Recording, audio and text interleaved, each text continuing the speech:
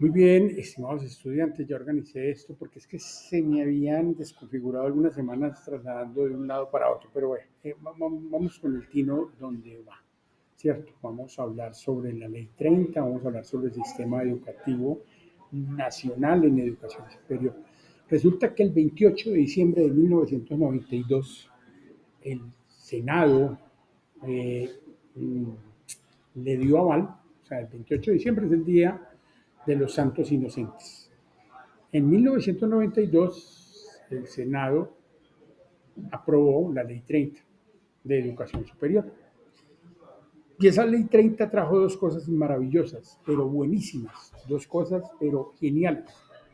La primera de ellas, organizó el gobierno institucional de las instituciones educativas en educación superior del orden municipal, departamental y nacional con una autoridad y un enfoque específico hacia las de orden nacional para que tengan una junta directiva que en algunas se llama Consejo Superior y en otras se llama Consejo Directivo, donde exista siempre representación de los estudiantes, de los profesores, de los egresados, de los administrativos, de los rectores, del sector privado, del presidente de la República y de los representantes del gobierno local, municipio o gobernación.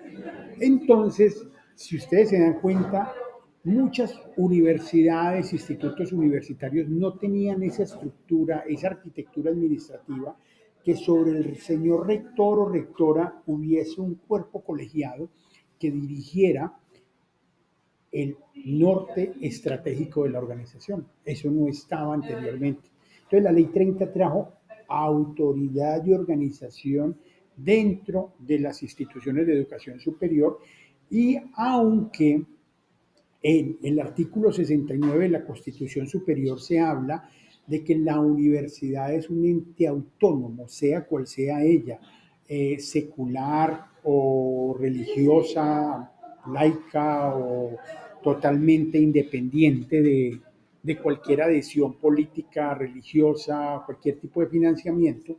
La universidad tiene autonomía, lo que significa es que puede darse a sí misma su gobierno y tomar decisiones sobre sí mismo. Y eso hicieron todas las universidades a partir del 93, 94, 95 y 96 salieron todas las universidades ya en el 96, todas, aquí tengo mi nuevo reglamento institucional, mi nuevo documento de reglamento profesoral, reglamento estudiantil, o sea, todas se pusieron súper juiciosas y entregaron su nueva estructura administrativa ya teniendo en cuenta esa dirección y los mecanismos de selección de rectores, vicerrectores, cuerpos de investigación, docencia, consejos académicos, etcétera, etcétera. Eso fue maravilloso. Segunda cosa importantísima que trajo la ley 30. Segunda cosa maravillosa, la autoevaluación. En la ley 30 se estableció el concepto de autoevaluación con miras hacia el mejoramiento continuo de las organizaciones que ofrecían servicios de educación superior. Y eso fue fabuloso. Fue fabuloso porque eso ayudó a que estas organizaciones entendieran que no se podían quedar.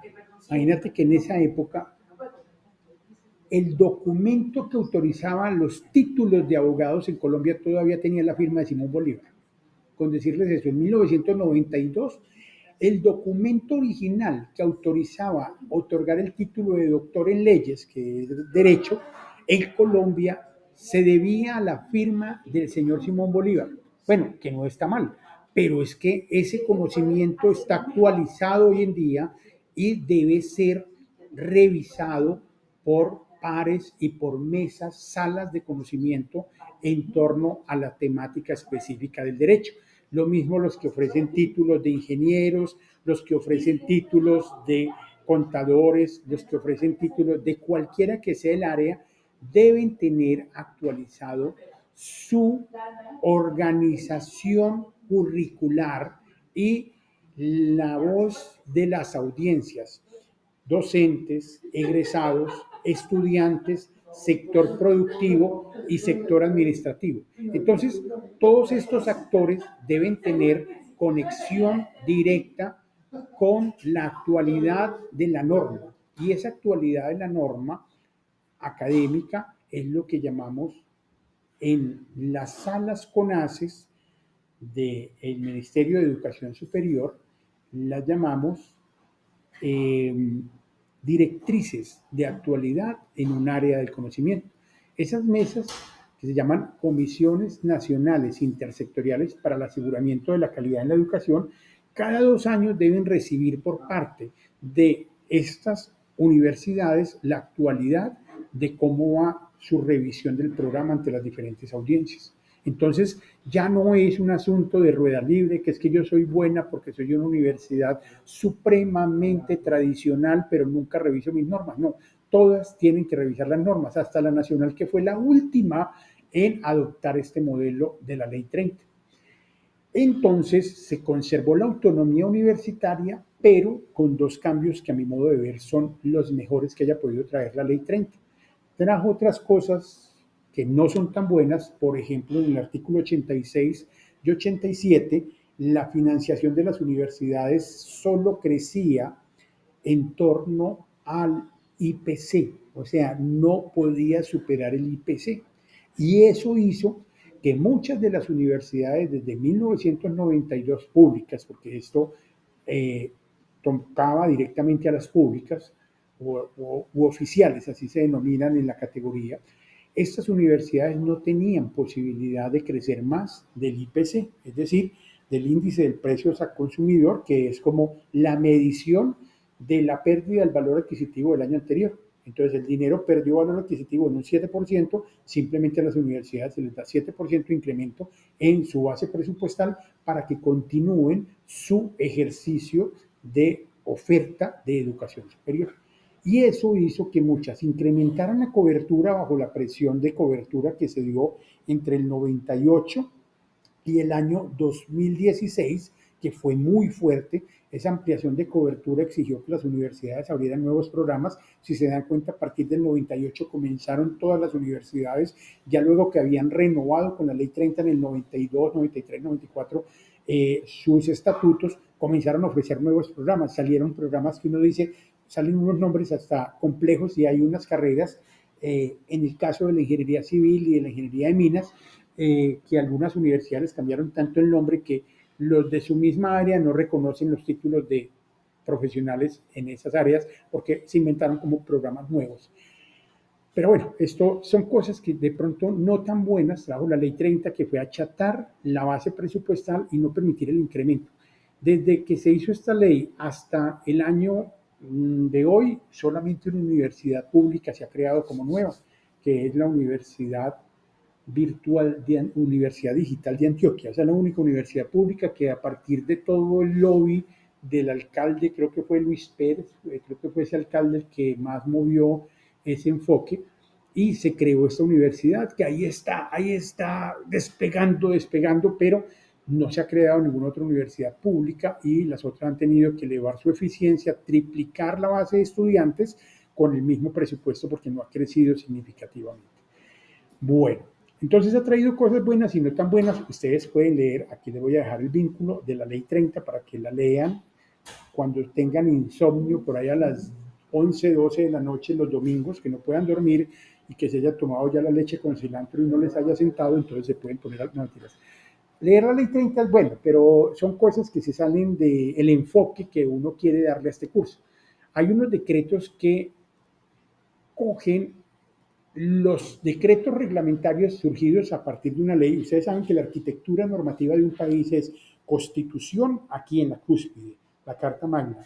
Debajo de la Constitución se arman leyes que son pilares de esa Constitución para empezar a hacerla ya justicia de verdad y accionar ejecutivo, y ese accionar se convierte en decretos. Y esos decretos son los pilares de esas leyes que le dan sentido y que hacen ejecutivas esas leyes. Y esos decretos, uno de ellos que compila todos los decretos de esos últimos 25 años, pongámosle ahí 23 años, es el decreto 1015 de 2015, que lo llaman el decreto de Gina Parodi, porque fue ella la ministra de Educación que tuvo que ponerse en la tarea de no solamente con educación superior, sino con educación. En ese momento se le dio la nueva categoría que llamaba educación terciaria, no se llama educación superior, sino terciaria.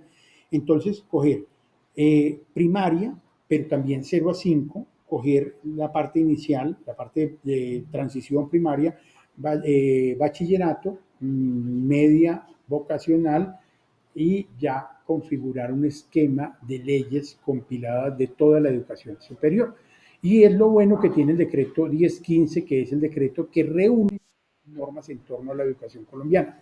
No obstante, hay decretos posteriores que han modificado, tratando de mejorar la capacidad ejecutiva de la norma de la ley 30, decretos como el 1330 de 2019, donde a partir de 29 considerandos, que es un decreto particular, porque es de las pocas normas que tiene 29 considerandos. Los considerandos son como el preámbulo, las justificaciones para decir se decreta tal cosa. Entonces, tomando en cuenta A, B, C, D, este tiene 29, tiene el abecedario para justificar los resultados de aprendizaje y para justificar que las universidades o programas que se presenten a acreditación en alta calidad, que es como un nivel, el nivel máximo de las universidades, en el que está el ITM como institución, y muchos de los programas tenemos acreditación en alta calidad, no tengan que hacer registro calificado. O sea, realmente el decreto 1330 trae el concepto resultados de aprendizaje que lo rescata de 2011, 2010, 2011, que algunos decretos lo trataron, pero lo reafirma y lo pone dentro de los documentos de obligatoriedad para las instituciones, obligatoriedad voluntaria, porque de nuevo la autonomía universitaria permitiría que las universidades no se tengan que adherir a eso, pero es una especie como de sugerencia medianamente obligatoria para que las universidades establezcan una definición de los resultados de aprendizaje, para que las universidades se inventen. Ahora tenemos perfil de egreso y materias. Entonces ya había un articulador que se llama eh, competencias, y ahora hay otro articulador que es debajo de competencias que se llama resultados de aprendizaje. Entonces hay esos dos articuladores entre lo que son las materias, la malla curricular que lo llaman mesocurrículo, los microcurrículos que es el micro de cada materia, y el macro diseño o macrocurrículo que sería el perfil de egreso y todo lo que lleva el proyecto educativo institucional, y para lograrlo se requieren unos articuladores de resultados de aprendizaje y unos articuladores de competencia. Eso es lo que van a ver ustedes en el PEP cuando revisen el PEP de su programa.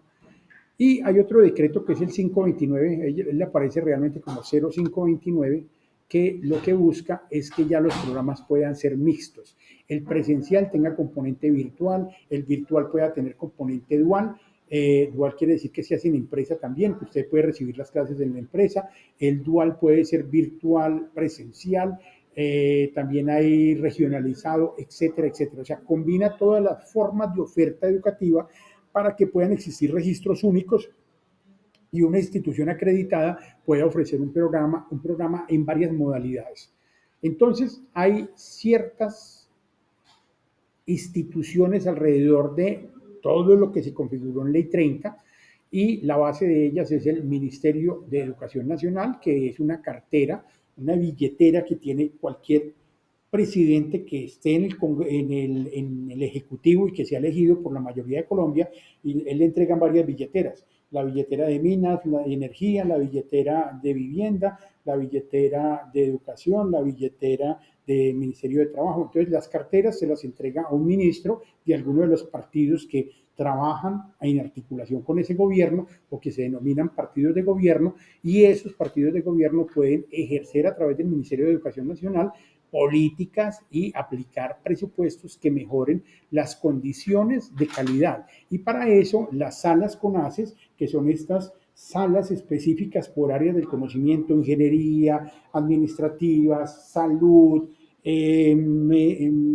agronomía, etcétera, etcétera, son la comisión o las comisiones nacionales intersectoriales, porque reúnen al sector privado, reúnen al sector público y reúnen al sector académico para asegurar la calidad de la educación. Y ellos tienen una expresión a través del Consejo Nacional de Acreditación, CNA, que son los que le entregan la medallita a la universidad que cumplió los requisitos, los 10 factores y cada una de sus características con sus respectivos indicadores y que hizo su autoevaluación, que fue lo que trajo la Ley 30, el Consejo Nacional de Acreditación le entrega la medallita a la universidad para que luzca, soy acreditada en alta calidad, es decir, me someto a procesos de auditoría estatal del CNA de alta calidad a través de pares para ofrecer mis programas y contarles a ustedes que pertenezco a las mejores prácticas académico-administrativas. Y el ITM como alma mater tiene esa condición y se las ofrece a ustedes, por eso les estamos exigiendo bastante. Está también el IFES, que como ente gubernamental no, porque tiene cierta independencia. Es que hay unos entes que dependen directamente del gobierno nacional, pero este pertenece al orden nacional, más no es gubernamental. Pero él tiene la potestad de emitir, es más tecnocrático, como el DANE, como la DIAN, pero ellos tienen la posibilidad de emitir norma en torno a la evaluación de la calidad de la educación en Colombia y por lo tanto son los que evalúan tanto el saber 11, el saber TIT y el saber PRO y entienden cómo medir el gap. Un estudiante que en saber 11 obtuvo tantos en las competencias, tantos puntajes en las competencias, en las 5 competencias evaluadas que son razonamiento lógico, ciencias sociales, lectura crítica, inglés, me ayudan con la otra, ahí la otra las quedo debiendo. El asunto es que se las vuelven a evaluar en Saber TIT y se las vuelven a evaluar en Saber Pro, ya con unas adicionales por programa. Entonces, estas evaluaciones ayudan también a identificar cómo estamos como universidad frente a otras universidades, cómo están nuestros egresados. Y se establecen otro tipo de normas que evalúan la educación superior en general. Entonces, esto es lo que les quería decir. Por favor, para esta semana, ustedes tienen que inventarse su propia historia de cómo justificar si es buena o mala la ley 30, el decreto 1330, el decreto 529 y ya. O sea, invéntense cualquier historia, pero inventándose leyenda. O sea, ¿a qué estamos jugando acá? Estamos jugando a ser buenos profesionales en el ITM. Este es su primer semestre, están en la semana número 6. Están supremamente salidos del cascarón. Algunos salieron recién del bachillerato, otros llegan después de 4 o 5 años sin estudiar, pero nos estamos exigiendo a leer. Entonces, para poder justificar, para poder contar un cuento, yo necesito leer y yo puedo leer directamente como leíamos tradicionalmente los viejitos, mirando un libro, cogiéndolo así, durmiendo en la biblioteca, meciéndonos en el metro, o ustedes pueden leer a través de Notebook LM, que es una inteligencia artificial que te ayuda a entender cualquier cosa. Simplemente entran a Notebook LM, se loguean con su usuario de YouTube, de Gmail, de Google, y arman un cuadernito. Miren tutoriales para ver cómo entender, cómo leer. Y se bajan estas normas. Se pueden bajar el decreto 1330, el 529 y la ley 30. Y hacen un cóctel, los meten aquí y les hacen preguntas. Usted tiene que hacerle preguntas. A través de los cuadernos le hace preguntas a esos textos y Notebook LM le va a ayudar a resolver esas preguntas. A medida que usted lee la respuesta a esas preguntas, puede preguntar mejor y puede hacer una excelente exposición de qué sería lo nuevo que usted puede contar que trae la ley 30, que es importante desde hace 34 años y que puede ser novedoso y que agrega valor a estos dos decretos. Pistas. Hay una ley en trámite que podría no tanto derogar la ley 30, pero podría cambiar aspectos fundamentales de la financiación. En este momento hay 7 universidades públicas, entre ellas la de Antioquia, creo que la del Valle, la UIS, que están presentando ante el Estado Nacional un proyecto de ley que trata de modificar artículos 86 y 87 para que puedan crecer y refinanciarse. Porque esas universidades grandes lo que han hecho es recibir puros activos del municipio, la alcaldía, y esos activos, por ejemplo, allí, la Javiera Londoño, después de que le pusieron una bomba cuando la policía estaba ahí en San Ignacio, se la entregan a la Universidad de Antioquia. La Universidad de Antioquia tiene que remodelarla hace 20 años, ahora tiene lo mismo que la naviera, tiene que remodelar el edificio está que se cae, la universidad tiene que pagarle vigilante y ahora tiene que pagarle mantenimiento a los servicios públicos. Entonces las universidades se han estado financiando por recibir activos que no son de su resorte misional, así han recibido fincas en Arboletes, han recibido fincas en Llano Grande, han recibido fincas en Frontino, y la universidad está pagando unos grandes costos y está incrementando su necesidad de presupuesto para sostenerse, y por eso hay este proyecto de ley que puede cambiar en parte la ley 30. Pero eso no es lo que me interesa en este momento. Lo que me interesa es que escudrillen acá y que se vuelvan unos tesos leyendo a través de estas inteligencias artificiales. Éxitos, que les vaya muy bien y queremos que les vaya mucho mejor que nosotros, que sean más inteligentes y que nos superen como profesores para que sean unos profesionales brillantes y ganen mucho más dinero, les vaya mucho mejor en la vida y tengamos una mejor sociedad. Éxitos, que les vaya muy bien.